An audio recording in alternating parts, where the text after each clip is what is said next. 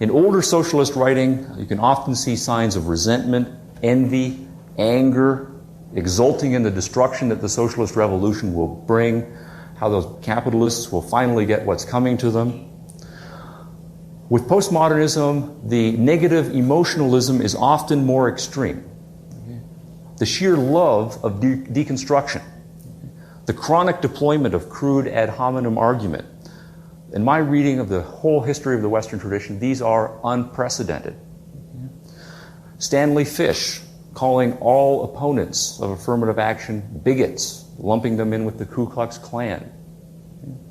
Andrea Dworkin's male bashing in the form of calling all heterosexual males rapists.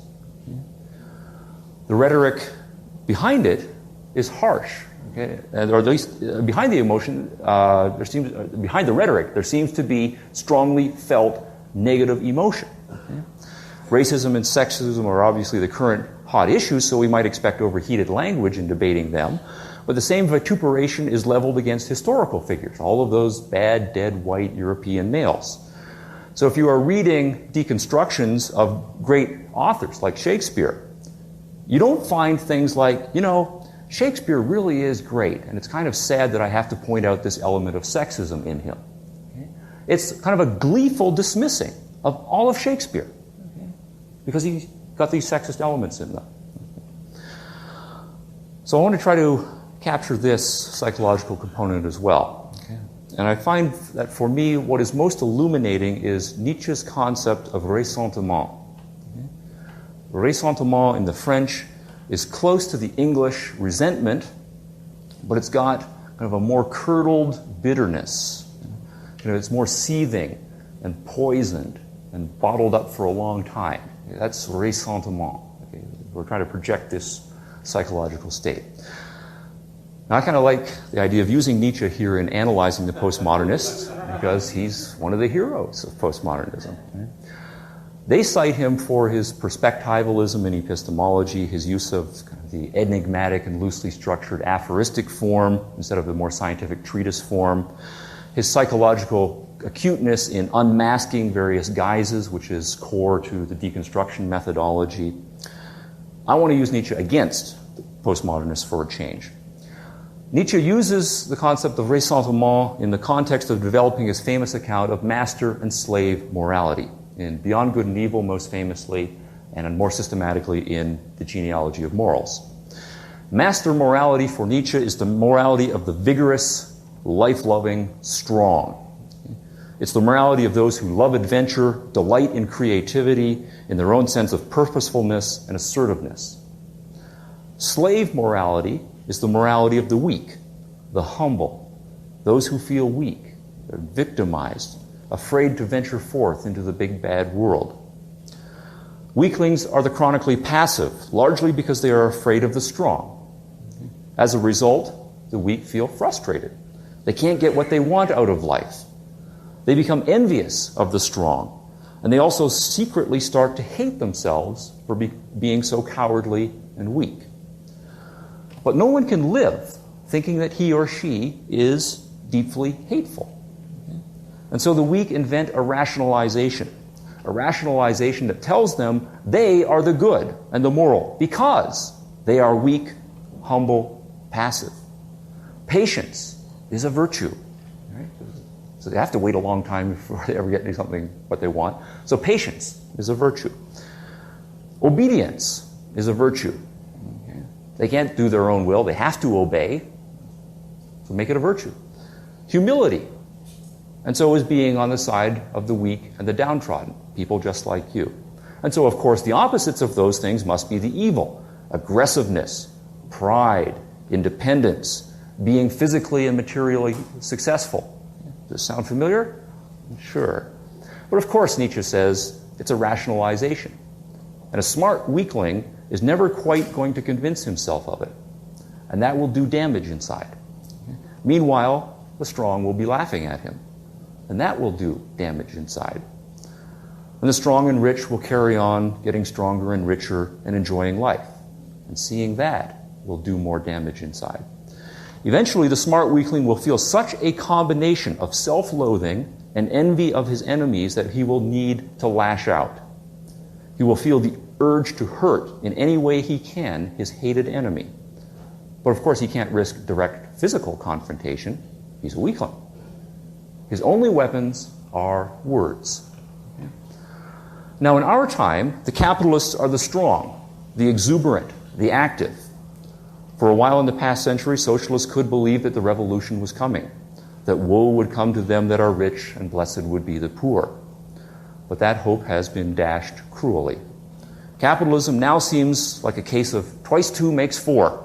And like Dostoevsky's Underground Man, it's easy to see that the most intelligent socialists would just hate that fact. Socialism is the loser, and if the socialists know that, they will hate that fact. They will hate the winners for having won, and they will hate themselves for having picked the losing side. Hate, as a chronic condition, leads to the urge to destroy.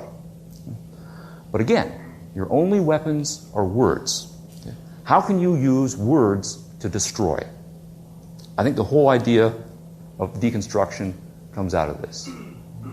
Postmodernism is populated by large numbers of people who like the idea of deconstructing other people's work.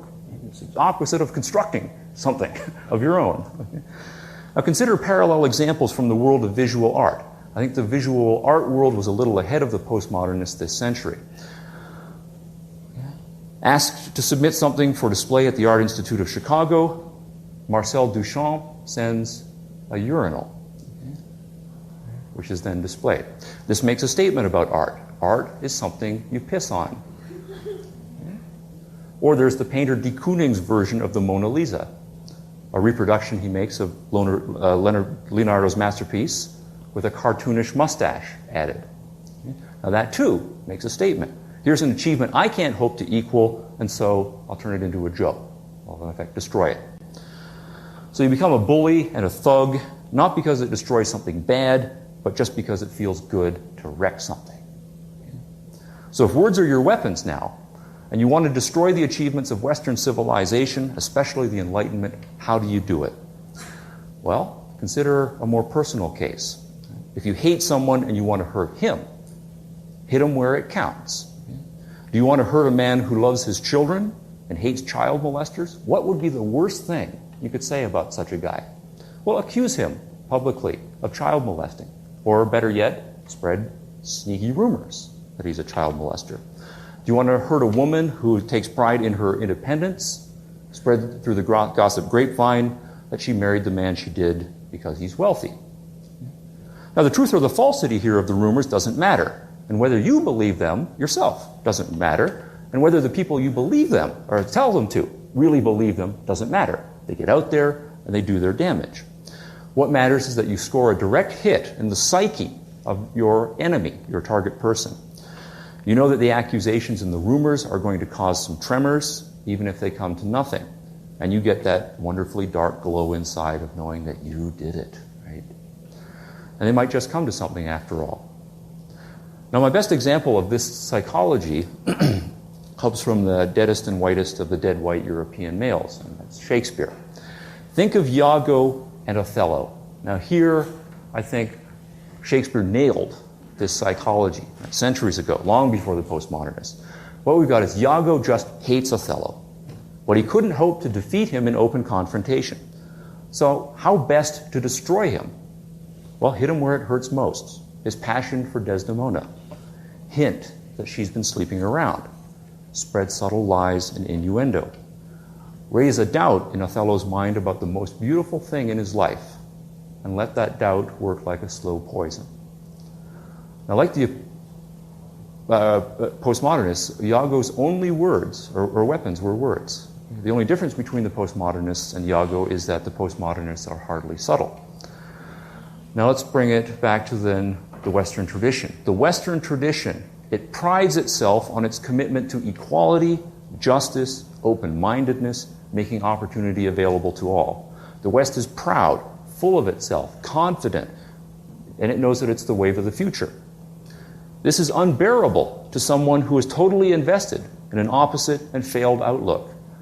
And so that pride is what you want to destroy. Your best bet then is to attack the West's sense of its own moral worth. Attack it as racist and sexist then, as inherently dogmatic and cruelly exploitative.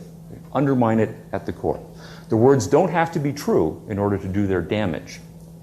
And so I don't think it's accidental that postmodernism has launched the kinds of attacks on the core values of the West, and it's done so knowing full well that the accusations it's making are not true. It's a psychological compulsion in some cases, and so that allows you to hold the contradiction. You can be an absolutist in your assertions, and you can assert the relativism, and it just doesn't matter. As long as it's harming someone, right, your enemy, that's fine. That's the final explanation, or my final hypothesis here. I call it the nihilist explanation, for obvious reasons.